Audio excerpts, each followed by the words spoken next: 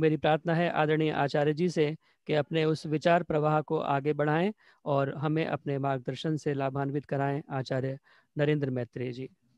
बहुत बहुत धन्यवाद जितेंद्र जी। ठीक, आइए सभी करवत होकर के उपविष्ट हों सभी श्रद्धा के साथ। ओ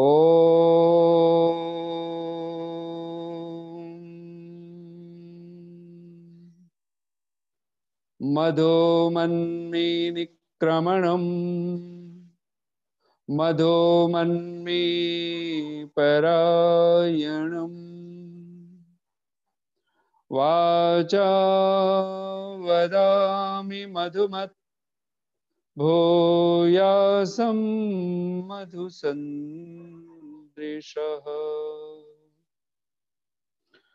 ॐ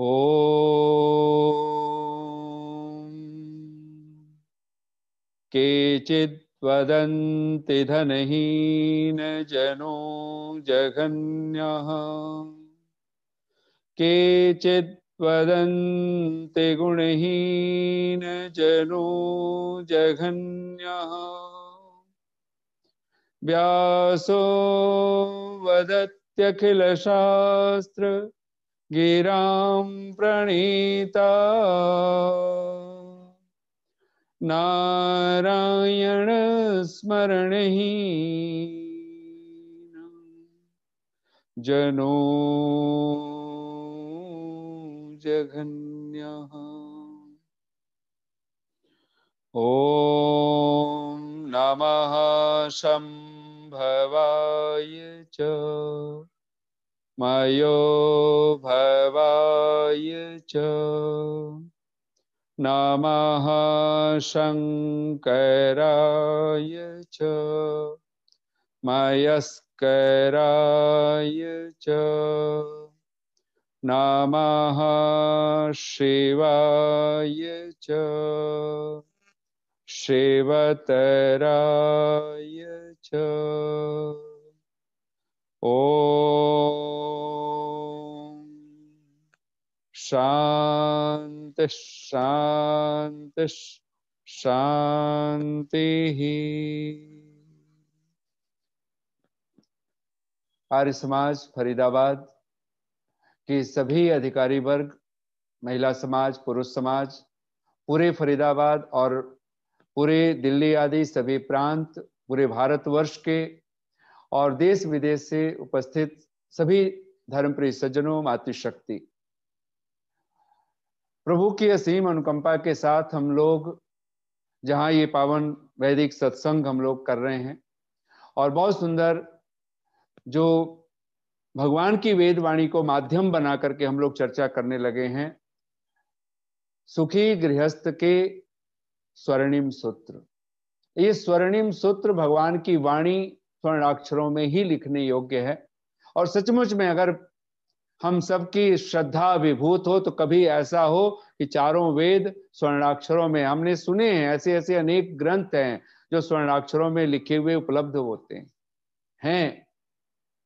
कभी ऐसी संपन्नता हो कि ये वेद मंत्र और खास करके कुछ मंत्रों को, खास करके अगर कहें तो कम से कम संध्या के मंत्र, स्वस्ति वाचन के मंत्र, शांतिकरण के मंत्र, यज्ञ याग के मंत्र हमारे ये स्वर्णिम अक्षरों में लिखे हुए जो हम कर्मकांड करने लगे तो ये हमारे अगर वैसे छपे हुए उन स्वर्णाक्षरों में तो निसंदेह वो श्रद्धा का अद्भुत स्वरूप हो सकता है। ऋषि ने तो लिखा ही है कि हमारे यज्ञ के पात्र कैसे हो, तो स्वर्ण पात्र लिखते, पहले सोना, फिर चांदी, फिर लोहा मिट्टी आदि की चर्चा की है। हम उन सूत्रों पर चर्चा करने लगे हैं जो हमारे जीवन को सुख से, शांति से भरपूर कर देने वाले हैं। ऋषि के सूत्र हैं विद्या, सब आप सब अपने मन में एक बार दोहरा लीजिए। विद्या विलास मनसो धृतशील शिक्षा सत्यव्रता रहित मान मलापहाराः संसार दुख दलनेन सुभूषिता ये धन्या नरा विहित कर्म परोपकाराः। ये ऋषि के शब्द हैं। सत्यार्थ प्रकाश तृतीय समुल्लास, और तीसरा समुल्लास ऋषि कहते हैं विद्या का समुल्लास है। और पहला ही शब्द ऋषि ने लिखा विद्या विलास मनसः, जिसका मन सतत विद्या के विलास में तत्पर रहता है, जो विद्या विलासी बन चुका है, वो सतत धन्या नरा, वो नर, वो मनुष्य, वो ऋषि लिखते हैं वे नर और नारी धन्य है। और धन्य शब्द को हम लोग बहुत बार पर्याय के रूप में स्वीकार कर चुके हैं। धन्य का अर्थ ही होता है सौभाग्य से, सुख से, शांति से, समृद्धि से भरपूर होना। जब सर्वांश में सुख होता है, किसी भी प्रकार की जब हमारे मन में किसी तरह की विकलता ना हो, तो समझ लेना चाहिए उस अवस्था का नाम है धन्य अवस्था। और उस परम अवस्था के लिए ऋषि कहते हुए नर और नारी धन्य हैं, जिनका मन सतत विद्या के विलास में तत्पर रहता है।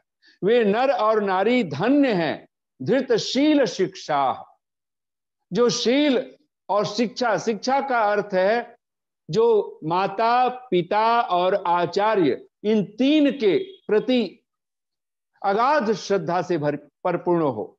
हम अगर संतान के रूप में हैं तो माता पिता के प्रति हमारी श्रद्धा, हमारी आस्था, हमारी निष्ठा नित्य निरंतर बढ़ती रहनी चाहिए। अगर हम शिष्य के रूप में हैं और गुरु संज्ञा माता पिता और आचार्य तीनों की है, तो संतान हो कि शिष्य हो, ये तीन गुरुओं के प्रति हम सदा ही नतमस्तक रहें, आंख मूंद करके इनको प्राण प्रिय समझते रहें। संतों के तो वचन है, गोस्वामी तुलसीदास जी लिखते हैं करतल चारि पदार्थ ताके। करतल, करतल कहते हैं हम लोग संध्या में बोलते हैं करतल कर पृष्ठे, यानी हथेलियों में उनके रहते हैं, हस्तामलकवत। करतल चारि पदार्थ ताके, उनके हाथों में चारों पदार्थ रहते हैं और चारों पदार्थ मिल जाए, इसी के लिए तो मनुष्य जीवन मिला है। और वो चार पदार्थ कौन से हैं? सब आप अपने मन में दोहराइए, धर्म, अर्थ, काम, मोक्ष। ये चारों पदार्थ, और ये जीते जी चाहिए। ये मरने के बाद मोक्ष हो, मरने के बाद हमारा जीवन धर्म से ओतप्रोत हो जाएगा, मरने के बाद सुख शांति की हमारे लिए लोग प्रार्थना करेंगे, ऐसी कोई कामना हमारे मन में नहीं। ये जीते जी की बात है। अगर जीते जी नहीं मिला तो मरने के बाद मिलेगा, इसकी कोई संभावना नहीं। फिर हमारे और लोग हमारे लिए कुछ करेंगे और वो हमें मिल जाएगा, ये विडंबना, ये हम छोड़ दें। इसीलिए तो ऋषि प्रार्थना करता है, भवत कृपया जप उपासना आदि कर्मणा धर्म अर्थ काम मोक्षाणाम। कब मांगा? सद्यः, तत्क्षण मांग रहे हैं, अभी इसी क्षण, हियर एंड नाउ की बात है। अभी मिले, यही मिले, इसी क्षण मिले।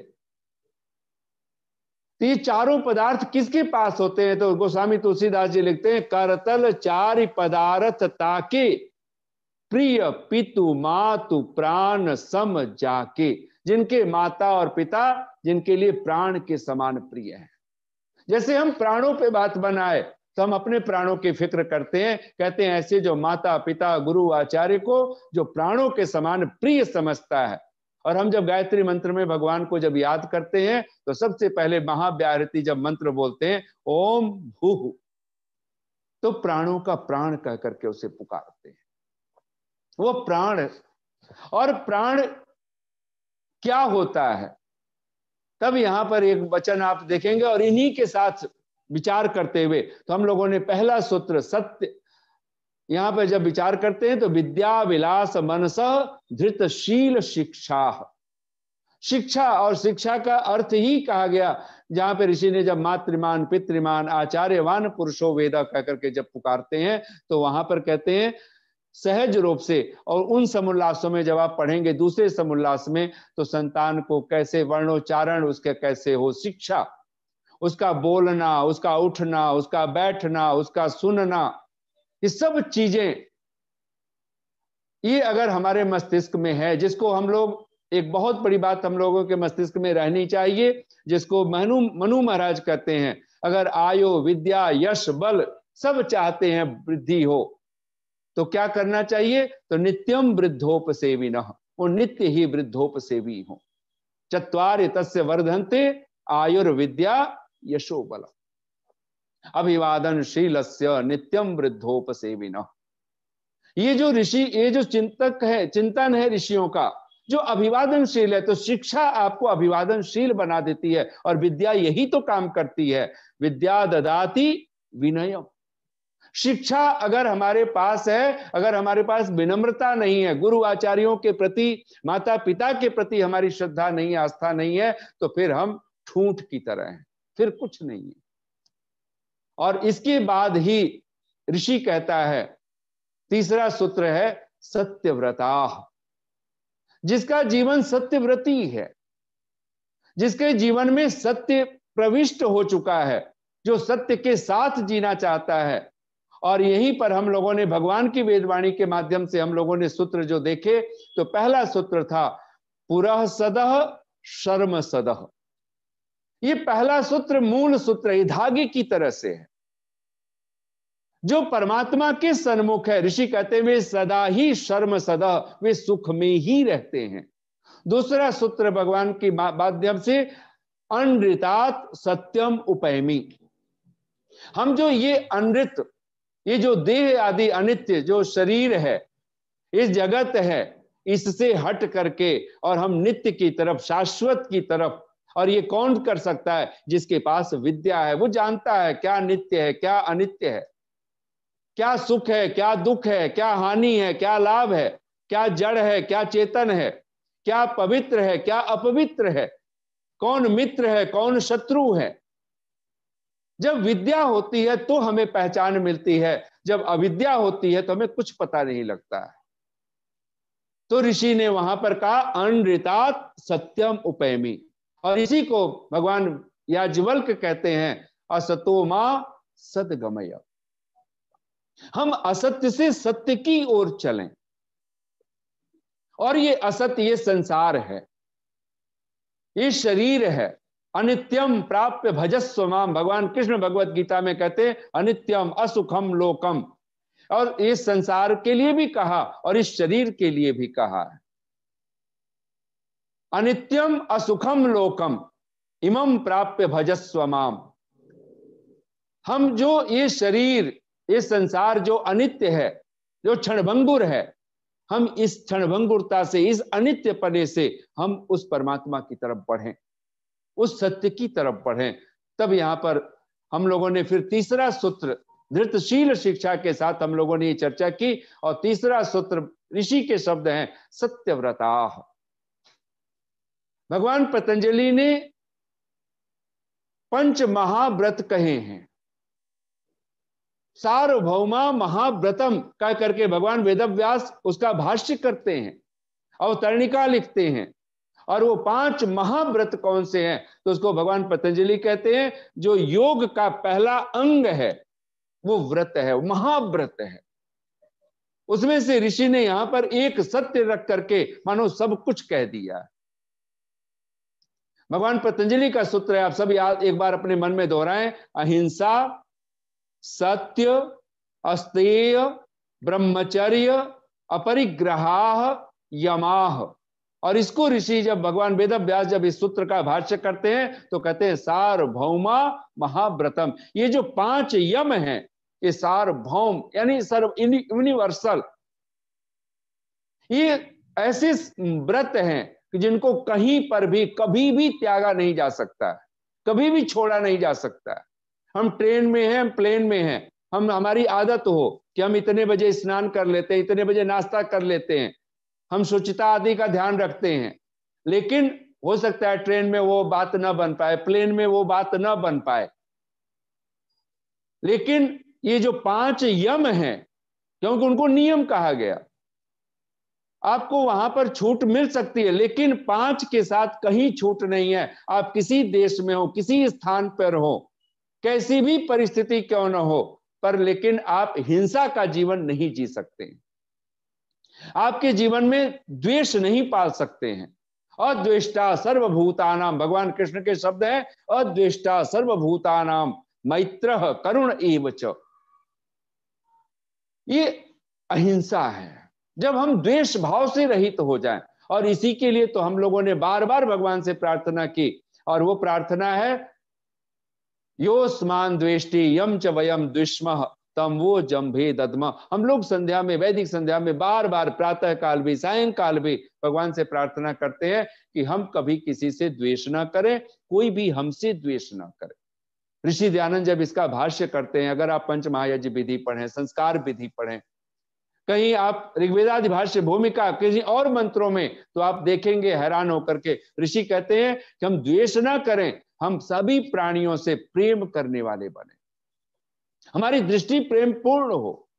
ऋषि ने अनेक जगह भाष्य लिखा है कि दुष्टों के प्रति भी हम मन में उनके कल्याण की ही इच्छा करें, कल्याण की ही कामना करें। ये सत्यव्रता, सत्य कह दिया, यानी अहिंसा, सत्य, अस्तेय, ब्रह्मचर्य, अपरिग्रह, ये 5 की जो कामना है, ये 5 व्रत हैं जिसको ऋषि ने सत्यव्रता कह करके इसे पुकारा। जो नर नारी इन 5 महाव्रतों का पालन करने वाले हैं, जिनके जीवन में हिंसा, क्योंकि सत्य किनके जीवन में होगा? जिनके जीवन में राग नहीं होगा, द्वेष नहीं होगा, ये सत्यव्रता। और इसके लिए हम लोगों ने भगवान की वाणी में एक सूत्र हमने बोला था, उसको एक बार आप सब बोलिए, दोहराइए, और वो सूत्र है, अपने मन में एक बार बोलिए, मा भेह मा संविक्थाः। ये जो ऋषि दयानंद जब इस मंत्र का भाष्य करते हैं, यजुर्वेद का मंत्र है, ये मंत्रांश है, मा भेह मा संविक्थाः, भयभीत मत हो, मां भय मत कर, और दूसरा शब्द है मां संविक्ता, विचलित मत हो, चलायमान मत हो। किससे? तो ऋषि वहां भाष्य करते हैं, यज्ञ सत्याचार विद्या ग्रहणस्य सकाशाद मां भेतव्यम मां विचलितव्यम। यानी पहला शब्द देते हैं कि हम अगर सचमुच में, अगर हम मनुष्य हैं, सचमुच में हम सुख चाहते हैं, शांति चाहते हैं, आनंद चाहते हैं, तो एक कार्य करें, मां भेतव्यम, हम यज्ञ से, याग से, सत्य आचरण से और विद्या के ग्रहण से हम कभी भी भयभीत ना हो, कभी भी विचलित ना हो। हमारी हालत उल्टी, अगर हम संसार में देखें तो संसार में हालत यह है, हम यज्ञ याग जितना मर्जी उतना त्याग सकते हैं, इतना त्याग देते हैं, लेकिन अयाज्ञिक वाला जो कर्म है, कहीं पर उल्टे सीधे काम करने हैं, वो सहज ही हम लोग कर लेते हैं। आपको कभी ख्याल हो, एक छोटी सी बात मैं कहूं, आज से 40-50 वर्ष पूर्व, बहुत पीछे ना जाएं, 40 वर्ष पीछे अगर चले जाएं, तो लोग अगर घर में नाराज होते थे कभी माता पिता से अथवा कभी किसी से भी, वो भी नासमझी में नाराज होते हैं, क्योंकि धर्म का तो लक्षण है कि अगर हमारे जीवन में धर्म आ गया तो अक्रोध, इसका मतलब क्रोध है, हम अधर्म में कहीं प्रवेश कर गए।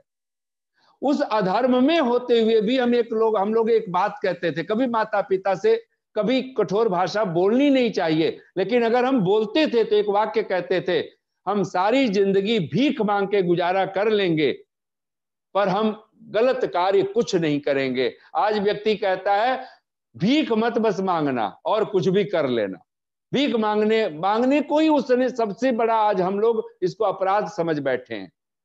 जबकि हमारे वहां ब्राह्मण, क्षत्रिय, वैश्य 3 वर्ण ऐसे हैं जिनको ब्रह्मचारी होकर के भिक्षा ही मांग करके ब्रह्मचर्य आश्रम में रहना था, जिनको वानप्रस्थ आश्रम में भिक्षा ही याचना करनी थी, जिनको संन्यास आश्रम में भिक्षचर्याम चरंती, भिक्षा चरण ही करना है। और आज भी भारतवर्ष में ऐसे छोटे छोटे संप्रदाय हैं जो आज भी केवल भिक्षा पर ही जीवन यापन करते हैं, उनको वो गोचरी नाम देते हैं। निसंदेह हमारी संस्कृति तो भिक्षा मांगने की शिक्षा देती है, लेकिन चोरी करने की शिक्षा नहीं देती, झूठ बोलने की शिक्षा नहीं देती है। मैं कहीं पर एक सुनता था कि एक अदालत में मुकदमा पहुंचा है, एक युवक वो चोरी करता हुआ पकड़ा गया और जिसकी चोरी की उसे खाने के कुछ ब्रेड चुरा लिए थे। और कहते हैं कि जब मुकदमा जब जज के सामने पूछा, बात आई तो उसने कहा तुम बताओ तुमने चोरी क्यों की? उसने कहा कि मैं चोरी मैंने पेट भूख लगी थी, मैंने की। बोले क्या तुम इसके लिए कहीं पे हेल्प नहीं मांग सकते थे? उसने कहा मैं 50 जगह गया, मैंने सबसे हेल्प मांगी है, मुझे हेल्प नहीं मिली।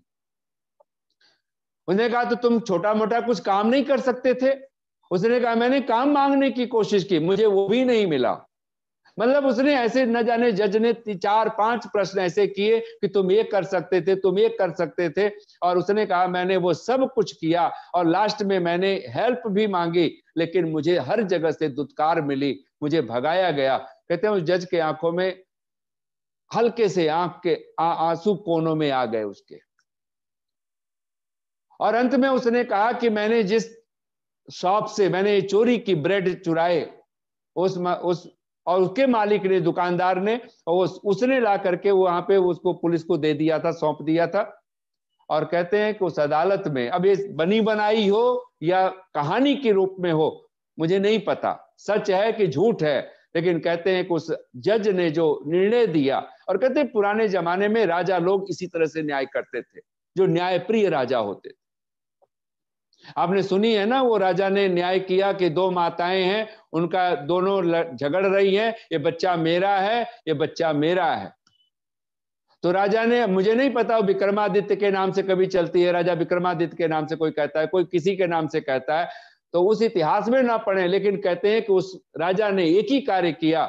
कहते हैं कि ठीक है, इस बच्चे के 2 टुकड़े कर दिए जाएं और आधा आधा दे दिया जाए। तो एक, कहते हैं कि माताएं राजी हो गई कि नहीं हुई, तत्क्षण राजा ने जब ये कहा 2 टुकड़े करके और बांट दिया जाए, क्योंकि और कोई उपाय नहीं है, दोनों के साक्ष्य, दोनों की बातें ऐसी लगती हैं कि इन दोनों के दोनों का ही बेटा लगता है।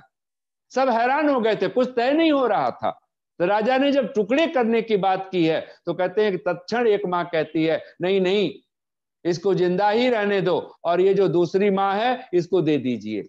और कहते हैं कि उस राजा ने एक ही बात किया था, जिस मां ने कहा टुकड़े मत कीजिए, एक मां चुप रह गई थी, तो जिसने कहा टुकड़े मत कीजिए, राजा ने कहा असली मां ये है, और उसी को बेटा सौंपा गया। ये न्याय का ढंग है।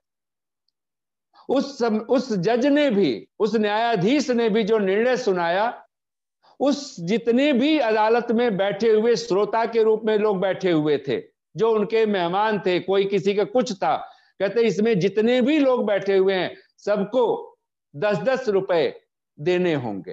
पहली बात तो वहां पे जितने भी जन सामान्य बैठा हुआ था उनको भी 10-10 रुपए लगाया, और कहा कि 500 मैं देता हूं। अपनी जेब से उसने 500 रुपए निकाले। खास जो मुलजिम थे दोनों तरफ से, उनको कहा कि सभी 100-100 रुपए निकालें, और 10,000 रुपए के आसपास उस दुकानदार के ऊपर तुरंत पेनाल्टी लगा दिया, दंड लगा दिया कि 10,000 रुपए दुकानदार, और वो सारे पैसे इकट्ठे करके, और कहा किसको दिया गया? उस युवक को जिसने चोरी करके और वो ब्रेड खाए थे। कहते हैं ये क्षण देखने योग्य था कि वो बालक रो रहा था, वो युवक रो रहा था। कहते हैं कि क्या कोई ऐसा भी समाज हो सकता है जहां रोटी के लिए इतनी अवस्था आ जाए? इसलिए ऋषियों ने लिखा है कभी भी कोई भूखा हो, नंगा हो, आपको रोटी तो देनी ही देनी है। आपको उसका, वो उससे आप बच नहीं सकते हो। और ये भिक्षा मांग करके अगर कोई 2 रोटी मांगता है, चाहे वो कैसी भी अवस्था में, हो सकता है कि हमारे 2 रोटी देने की वजह से वो चोरी से बच जाए, वो कोई बड़ा अपराध करने से बच जाए। और कहते हैं जिस समाज में ये अवस्था हो, और कहते हैं कि वहां फिर करतल ध्वनि गूंजी थी कि सचमुच में अगर न्याय करना हो तो न्याय ऐसा ही होना चाहिए। और हमारे वहां तो ये ढंग रहा है, कभी कोई मांगे, कुछ मांगे तो हम बिना दिए रहते कहां थे। संत तिरुवल्लुवर कहते हैं जब तुम्हारे दरवाजे पर कोई कटोरा लेकर के, भिक्षा पात्र लेकर के जब भीख मांग रहा होता है, तो मत सोचना कोई भिखारी है, कोई दीनहीन आया है, तो वो एक संदेश भी लेकर के आया है, भाई कभी होते हुए मैंने नहीं दिया था तो मालिक ने कटोरा हाथ में दे दिया है, आज तुम्हारे पास है तो तुम दो, नहीं तो मालिक का कुछ पता नहीं कब इस हाथ का कटोरा सामने वाले हाथ में कर दे। इस संत तिरुवल्लुवर दक्षिण भारत का अद्भुत संत। ठीक है, आज वो व्यवस्थाएं बिगड़ी हैं, आज हम जो जिनको नहीं मांगना चाहिए, जो पात्र नहीं है, वो मांग रहे हैं। लेकिन इन सब बातों का भी ध्यान रखें। तो हम अगर कहीं रोटी मांगनी है, कहीं कपड़ा, मैं तो उदाहरण दिया करता हूं, एक दिल्ली की एक माता जी थी, मैं उनके साथ ट्रेन की यात्रा, उनके साथ कार में बैठा हुआ था। एक चौराहे पर एक छोटी सी बच्ची आई मांगने के लिए, और उस माता ने तत्क्षण कहा, बेटी हम तुम्हें भीख नहीं देंगे, तुम्हें पढ़ाएंगे, तुम्हें घर में रखेंगे, तुम्हें काम देंगे, चलो आओ गाड़ी में बैठो, और जरूरत हो तुम अपने मम्मी पापा को बुला लो, हम तुम्हें ले जाएंगे, तुम्हें पूरी व्यवस्था देंगे। वो लड़की भाग खड़ी हुई। हम भी उपाय कर सकते हैं। और रह गई बात अगर कुछ खाने पीने की हो, भूख की बात हो, तो 2-4 रुपए से ना हमारा कुछ घटता है। हम सोचते हैं कि नहीं, और कोई नाच गान करके, अश्लील करके कुछ मांगता है। ये सब क्या है? ये व्रत है। सत्य अगर आपके जीवन में आता है, अहिंसा, सत्य, अस्तेय शब्द लिखा है। अस्तेय का अर्थ ये चोरी न करना। हम किसी के पदार्थ की, पराये पदार्थ को कभी ना चुराएं। और यहां पर कहा गया, तुलसी कर पर कर करो, करतर कर न करो, जादिन करतर कर करो, तादिन मरण करो। जिस दिन हाथ हमारे मांगने वाले, पहली बात तो मांगना आया। अगर कोई मांगता है, ध्यान देना, भिक्षा मांगना। ब्राह्मण स्वामी दीक्षानंद जी, आर्य जगत के अद्भुत सन्यासी, मैं काफी समय तक सानिध्य में रहा हूं, तो वो कहते थे कि मैत्रेय जी, जब सन्यासी भिक्षा लेता है तो गृहस्थ ऐसे पात्र लेकर के आता है और सन्यासी ऐसे लेता है। 2 मुट्ठी जरूरत है, वो ऐसे ले लेता है। वो ऐसे नहीं करता है, वो भिखारी की तरह नहीं लेता है, वो भिक्षा ऐसे लेता है। स्वामी जी ने, आप संस्कार विधि पढ़िए, उपनयन संस्कार, वेदारंभ संस्कार, उस संस्कार में जब बालक आपका यज्ञोपवीत संस्कार, आज तो हम लोग सोचते हैं कि 2 मंत्र पढ़ करके कभी भी यज्ञोपवीत पहन लो, तो ये संस्कार नहीं है। संस्कार में कम से कम 3-4 घंटे लगते हैं, कम से कम लगते हैं। अगर उपनयन संस्कार, वेदारंभ संस्कार संपन्न हो तो बालक को, अगर आप यज्ञोपवीत, उपनयन मतलब यज्ञोपवीत संस्कार, तो उसमें व्रती बनता है बालक, और उसके लिए नियम किया गया है कि माता पिता, मामा मामी, जो रिश्ते नाते उनसे वो भिक्षा मांगता है।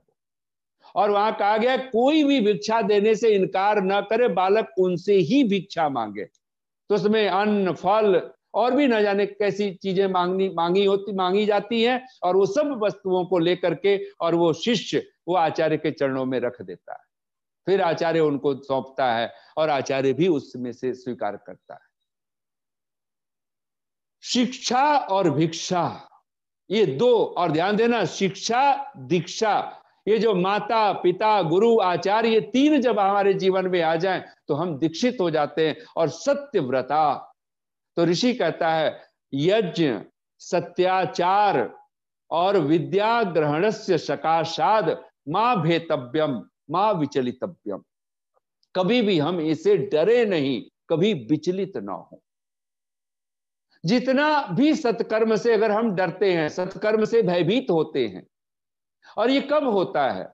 जब हम यज्ञ याग से रहित हो जाते हैं, जब हम महाव्रतों से रहित हो जाते हैं, जब हमारा जीवन विद्या से रहित हो जाता है, अविद्याग्रस्त हो जाते हैं। तो हम लोगों ने एक मजाक हम लोग कहा करते हैं, उसे सुना है, मैं उसी को बात कहता हुआ, मैंने सुना है एक पति पत्नी, वो आपस में उनके ऐसे व्यवहार थे कि पति कुछ भी कहता था, पत्नी उल्टा समझती थी, वो उल्टा ही करती थी, समझती क्या थी, उसे करना ही उल्टा था। पति जो कुछ कहे, पत्नी उसका बिल्कुल उलट कर देती थी। अब ये बनाई हुई कहानी, आप इसको मान के, कहीं अपने किसी पे घटाना उठाना नहीं है। तो स्वामी जी वहां पे वो चिंतक लिखते हैं कि वो परेशान हो गया पति, काफी समय बीत गया, क्योंकि उसको जब कुछ अच्छा खाने का मन करता है, कोई पुए पकवान, तो कहता है कि भगवान आज कुछ अच्छा बना दे। तो उस दिन वो खिचड़ी बना देती थी, रूखा सूखा बिल्कुल। किसी दिन उसको कुछ खिचड़ी उचड़ी खाने का मन करता था, जब सर्दी जुकाम हुआ हो, क्या कोई और प्रॉब्लम हो, तो उस दिन वो पुए पकवान बनाती थी। वो बिल्कुल परेशान, तो उसने अपने मित्रों से सलाह ली कि मैं क्या करूं, मैं कहां जाऊं। और आज की संस्कृति में तो कुछ भी कर सकते थे, पुराने, आप आज से पुराने जमाने में कहते थे भाई 7 कदम चल चुके हैं, 7 फेरे ले चुके हैं, अब मूल तो 4 फेरे होते हैं, तो 7, और कहता है कि 7 कदम भी चले हैं, सप्तपदी की न जाने कितने व्रत लिए, तो छोड़ तो सकता नहीं। उपाय बताओ क्या करें। तो मित्रों ने उपाय बताया कि भाई ऐसा है। एक मित्र उसका मिला, बोला जब उल्टा ही समझती है तो ऐसा करो, उल्टा बोल लिया करो। उसने कहा मतलब ये है कि जब तुम्हें खिचड़ी खाने का मन हो तो कहो पुए पकवान बना दे, जब पुए पकवान खाने का मन हो तो कह दे आज रूखा सूखा कुछ बना दे, तो उल्टा बन जाएगा। उसने कहा हाँ बात तो बिल्कुल ठीक। फिर तो हद हो गई, फिर तो महीने भर में तो उसके तो ठाट बाट हो गए। अब मन में हो कुछ, बोले कुछ, पत्नी के साथ तो ठीक हो गया, लेकिन जब महीने भर में बोलते बोलते उल्टा बोलने की आदत पड़ गई उसकी।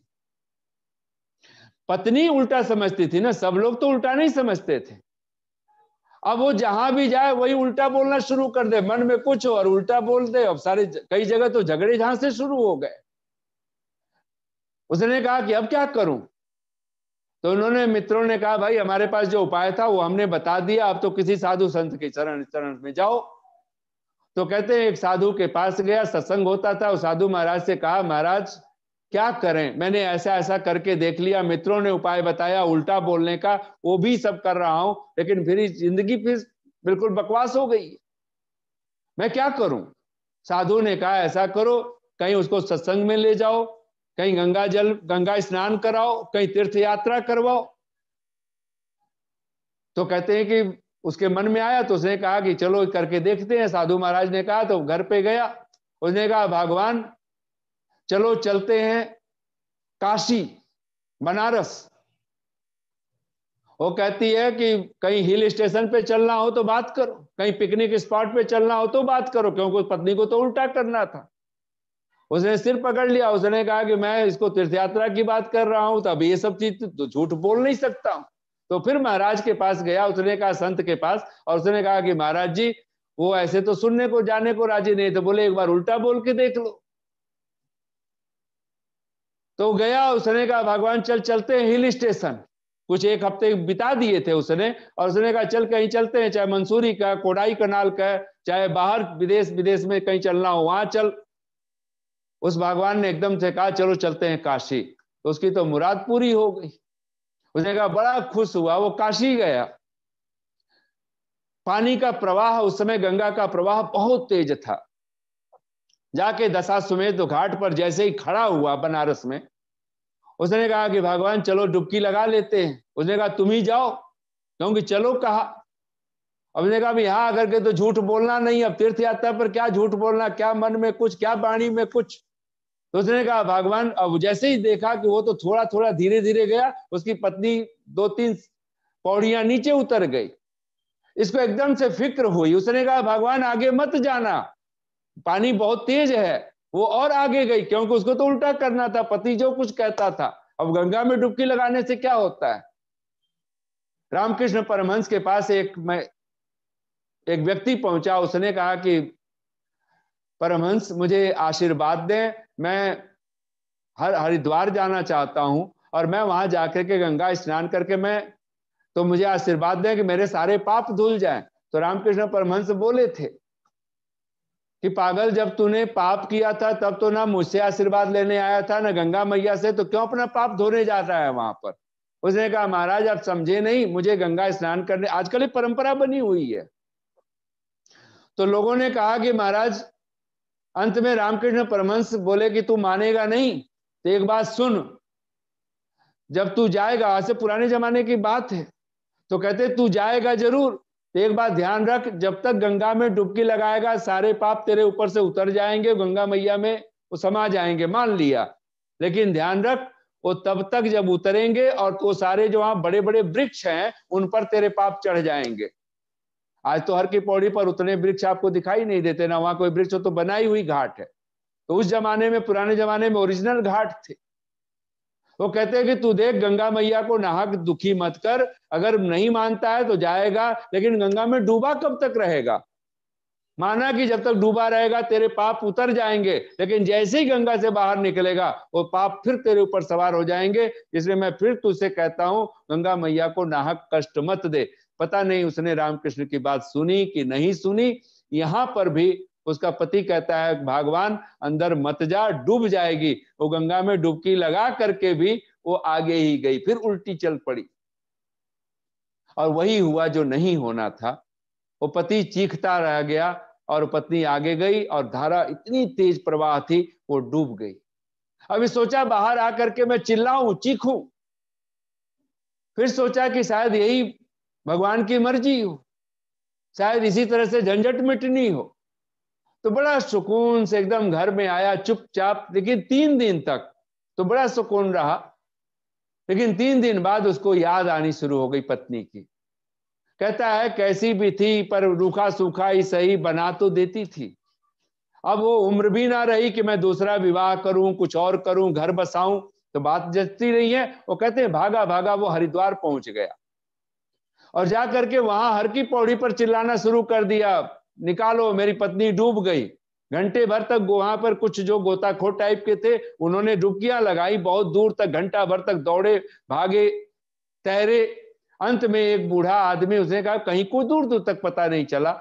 तो एक बूढ़े ने पूछा कि वो डूबी कब थी और कहां डूबी थी। तब ये कहता है मायूस होकर के वो काशी में डूबी थी और 7 दिन पहले डूबी थी। और बूढ़े आदमी ने वो सिर पीट लिया। उसने कहा कि महामूर्ख, अगर वो काशी में डूबी थी तो तू हरिद्वार में क्या कर रहा है, और 7 दिन पहले डूबी थी तो आज क्यों चिल्ला रहा है। उसने कहा दरअसल मेरी पत्नी, अब यहाँ थोड़ा सा हास्य है, वो कहता है कि मेरी पत्नी उल्टा चलने वाली है, तो मैंने सोचा कि काशी में डूबी है तो उल्टा ही चली होगी, तो उल्टे चलेगी तो हरिद्वार पहुंच गई होगी 7 दिन में। तो और वहां और 7 दिन तो लग ही जाएंगे कम से कम, इसलिए मैं हरिद्वार आ गया हूं। अभी भले कहानी, वो आदमी वो बिल्कुल सिर पीट लिया, लेकिन सच तो देखें एक बार, ये कहानी किसी और की नहीं है, ये किसी पति पत्नी की कहानी नहीं है, ये हमारी कहानी है। जिस जीवन में व्रत नहीं होगा, सत्य व्रत नहीं होगा, उसकी जिंदगी ही उलट जाती है और फिर कुछ का कुछ दिखता है, फिर कुछ का कुछ होता है। फिर हम कितना भी अपनापन बनाएं, फिर पत्नी, आज बीमारी क्या, आज घरों में लड़ाइयां किस बात की हैं। मैं कहती हूं जी ये समझते नहीं है, पति कहता है कि मैं कहता हूं ये समझती नहीं है। और यही तो प्रॉब्लम है, कोई किसी की सुनने को राजी नहीं है, क्योंकि हर कोई सोचता है मेरी बात का उल्टा अर्थ लगाएगी, उल्टा अर्थ लगाएंगे, और यही अर्थ समझ करके, यानी जिंदगी उलट गई हो, इसका अर्थ एक ही अर्थ निकालिए, हमारे जीवन से सत्य रूपी व्रत चला गया। सत्य व्रताः, जिस व्यक्ति के जीवन में अहिंसा, सत्य, अस्तेय, ब्रह्मचर्य, अपरिग्रह, जिसको योग का जो पहला अंग है, तो समय पूरा बिल्कुल हम लोग समापन के समय में, तो मैं बहुत जल्दी समेटता हुआ इसके साथ याद रखिए, पहला विद्या विलास मनसः, ये पहला सूत्र, हमेशा विद्या में विलास, अन्यथा हम भोग विलास में पड़ेंगे।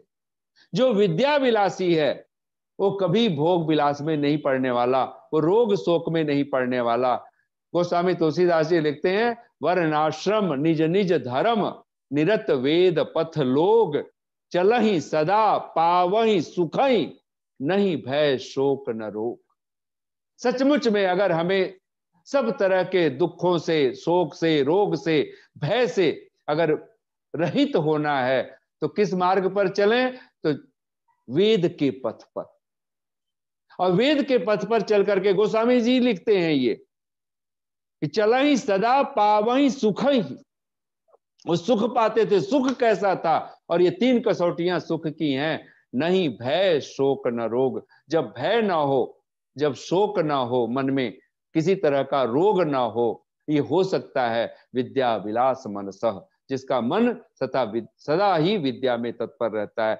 जो धृतशील शिक्षा, जिसने शील, सदाचार और शिक्षा को, मैं शिक्षा की बात फिर कहूं, अपने माता पिता गुरु को जो कभी उनके चरण शरण को छोड़ने को राजी नहीं होता, जो इनके प्रति अगाध श्रद्धा से भरपूर है, जो मातृमान पितृमान आचार्यवान बन चुका है, और ऐसे शील सदाचार वाला, और कहते हैं ऐसा व्यक्ति क्या बनेगा, तो अनृतात सत्यम उपैमी, वो इस संसार की, क्योंकि मैं अभी अभी इन 1 हफ्ते में मैं भी बाहर चला गया था और अपने नेटिव प्लेस में गोरखपुर, और मैं जान के हैरान आपको बताऊं कि मैंने बहुत सारे लोगों से लगभग व्यक्तिगत बातचीत हुई, लोगों को चाहिए ही नहीं सुख, किसी को सुख शांति चाहिए ही नहीं। उनको बस क्या चाहिए, जो अपने ही लोग हैं उन्हीं को कहीं ना कहीं वो पीड़ित देखना चाहते हैं, उन्हीं को कहीं वो दुख भोगना, भाई भाई को दुखी देखना चाहता है, भोगना पड़ा। इसी जीवन में सब कुछ हमारे आंखों के सामने। तो ऋषि कहता है धन्या नराह, वे नर धन्य हैं जो सत्यव्रता। और सत्यव्रता का एक ही अर्थ होगा, यज्ञ सत्याचार विद्या ग्रहणस्य सकाशाद मां भेतव्यम मां विचलितम।